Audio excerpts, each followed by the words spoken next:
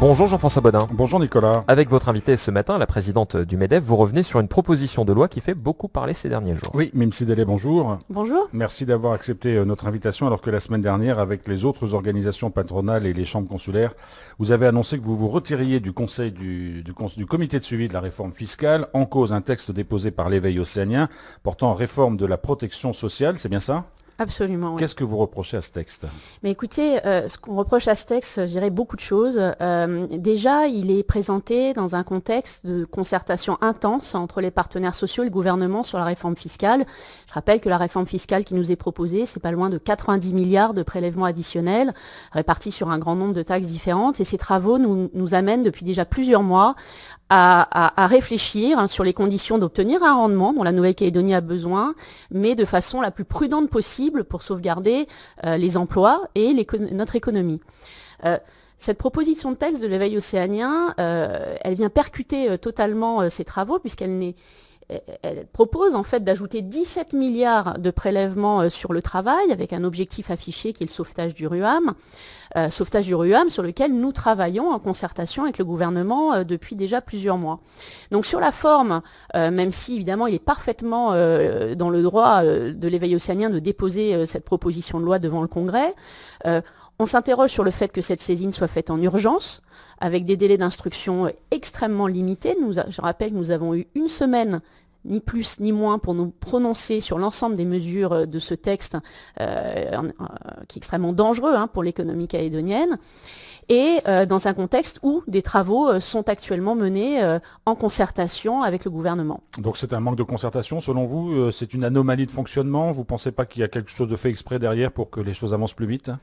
Je ne me prononcerai pas sur les intentions, je constate juste qu'effectivement la procédure utilisée, à savoir la saisine en urgence, les déclarations faites par l'Éveil océanien qui qualifie le dialogue avec les partenaires sociaux de perte de temps, nous indiquent que les mesures d'impact ou la concertation ne sont absolument pas prises en compte dans ce dépôt de texte, qui, je le rappelle, peut avoir des conséquences extrêmement dramatiques sur l'économie calédonienne et notamment les secteurs et les populations les plus fragiles. On va revenir sur quelques dispositions de ce texte sur le fond, mais d'abord sur la forme, vous l'avez rappelé, c'est un texte qui a été déposé en urgence. Qu'est-ce que ça signifie ? Ça veut dire que les délais d'instruction, entre guillemets, vont être plus rapides que la normale ? Eh bien tout simplement, les délais d'instruction sont divisés par deux, puisque là où on pourrait avoir un mois pour échanger, eh bien on n'a plus que 15 jours, et en l'occurrence une semaine pour le CESE et le CDS pour rendre un avis, ce qui est extrêmement court dans les circonstances actuelles, et donc c'est une preuve de plus que qu'il n'y a absolument pas de concertation. Je rappelle juste que par rapport au sauvetage du RUAM, les partenaires sociaux et le gouvernement, et ça a été approuvé par le Congrès, viennent de voter une augmentation de la CCS pour un rendement de près de 7 milliards dès l'année 2023, fléché vers le RUAM et son sauvetage. Donc on a juste l'impression qu'il y a un travail à deux vitesses qui se fait. D'un côté, les travaux du gouvernement, et de l'autre côté, le Congrès qui travaille avec un autre agenda. Et ces 17 milliards pour combler le déficit du RUAM, vous avez fait aussi des propositions, vous, Fédération patronale, qui n'ont pas été prises en compte ? Si, au sein du comité de suivi de la réforme fiscale, nous avons l'opportunité de faire des propositions. C'est pour ça qu'on aurait aimé que ces propositions passent par le biais de ce comité. Nous-mêmes, nous en avons fait il y a déjà quelques mois, et notamment qui visent à augmenter le rendement de l'impôt tout en réduisant de façon très importante les cotisations qui pèsent sur le travail, de façon à rendre aux Calédoniens en salaire du pouvoir d'achat, de façon à relancer la consommation. Ces propositions, elles font actuellement l'objet d'une mesure d'impact par le gouvernement de la Calédonie, donc elles sont prises en compte, et on attend juste en fait que ces discussions basées sur des faits puissent aboutir à des résultats probants. Et donc, vous avez peur que le texte déposé finalement aille plus vite que cette concertation qui est en cours ? Mais le calendrier du Congrès est ainsi fait, c'est-à-dire que à partir du moment où on est sur une saisine d'urgence, les débats vont avoir lieu très très rapidement, oui bien sûr. Qu'est-ce que vous reprochez à ce texte ? Entre autres, une augmentation des cotisations sociales de l'ordre de 10 milliards de francs, ça va peser sur les bas salaires, les patentés, les retraités, c'est ça qui vous fait le plus peur ? Écoutez, c'est l'alourdissement général des taxes qui pèsent sur le travail. Nous, on dénonce ça. On dit déjà qu'en Nouvelle-Calédonie, le travail est taxé de façon beaucoup trop importante. Et d'ailleurs, il faut se poser la question de savoir pourquoi un certain nombre de secteurs sont exonérés. Ils sont exonérés tout simplement parce que la taxation du travail en Nouvelle-Calédonie est extrêmement importante.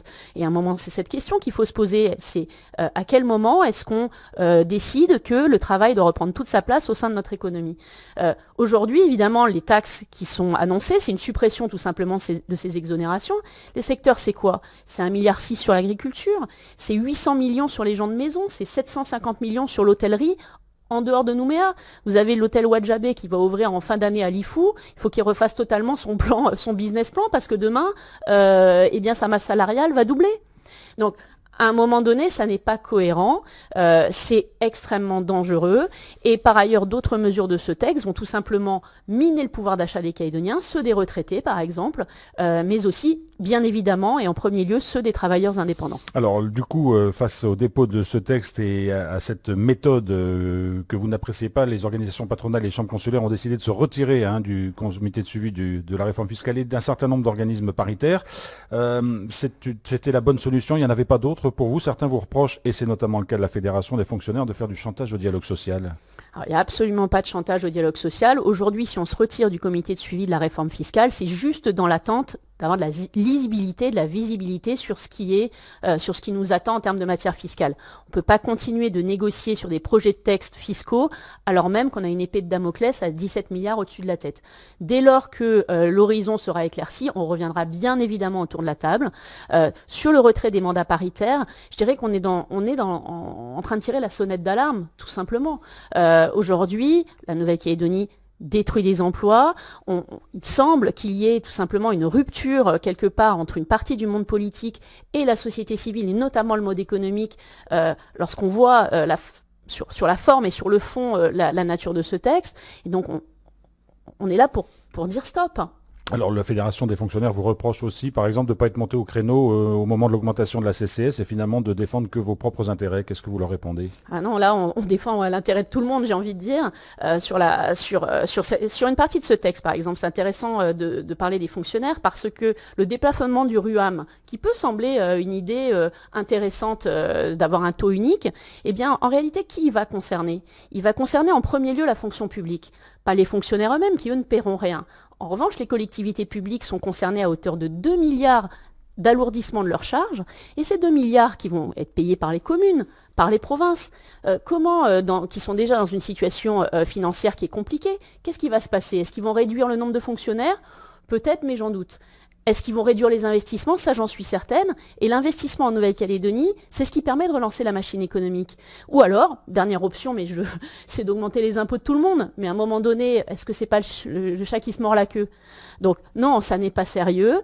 Nous sommes là pour le dire haut et fort et nous défendons bien évidemment à la fois le monde économique, mais également les Calédoniens. Est-ce que vous mettez des conditions à votre retour au comité de suivi de la réforme fiscale? La seule condition pour nous, c'est d'avoir de la clarté sur quel programme fiscal nous travaillons. Aujourd'hui, ça part dans tous les sens et nous ne savons pas. Donc à un moment donné, à partir du moment où il y a un programme, et c'était le cas au sein du comité de suivi de la réforme fiscale, eh bien nous savons comment discuter et sur quel levier appuyer. Mais là, si ça part absolument dans tous les sens, ça devient impossible de travailler.